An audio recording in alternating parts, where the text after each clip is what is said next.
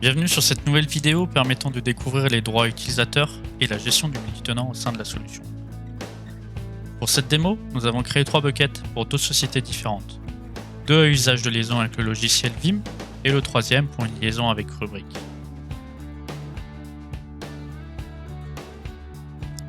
Trois utilisateurs ont aussi été créés. 2 qui auront des droits d'admin et donc de lecture-écriture, et le troisième pour un rôle de supervision avec uniquement un accès en lecture. Les groupes et politiques associés sont déjà présents de sorte que les utilisateurs n'aient accès qu'aux buckets de leur société avec plus ou moins de droits sur ces derniers.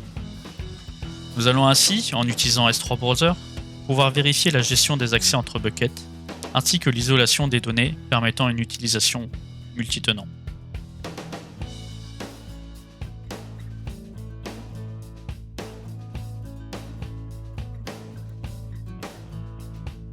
Dans le logiciel S3 Browser, nous avons configuré 2 connexions en utilisant nos 2 comptes de la même société.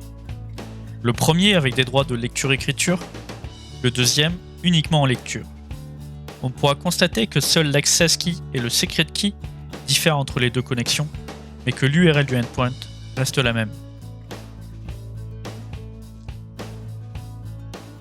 Nous sommes d'abord connectés avec le compte admin. Nous retrouvons bien nos 2 buckets et pouvons donc effectuer un upload de fichiers sans aucun souci.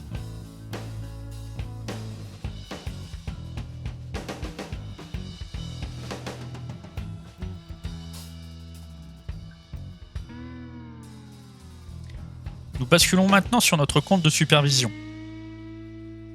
Nous avons bien accès aux 2 buckets en lecture, mais lorsque nous essayons un upload de fichier, ce dernier échoue en indiquant un access denied.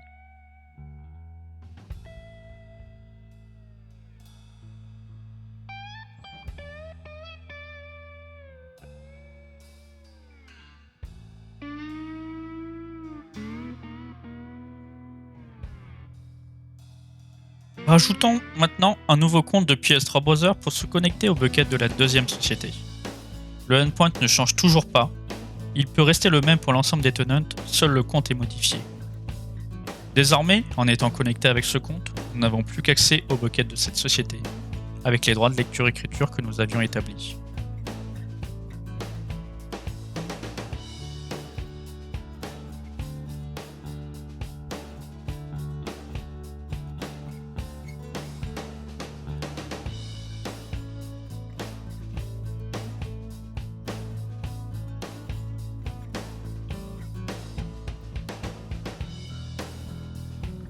Connectons-nous maintenant avec les mêmes identifiants que pour le S3 sur l'interface web Ugloo. Vous constaterez que les menus sont réduits pour ne gérer que le ou les buckets auxquels cet utilisateur a accès.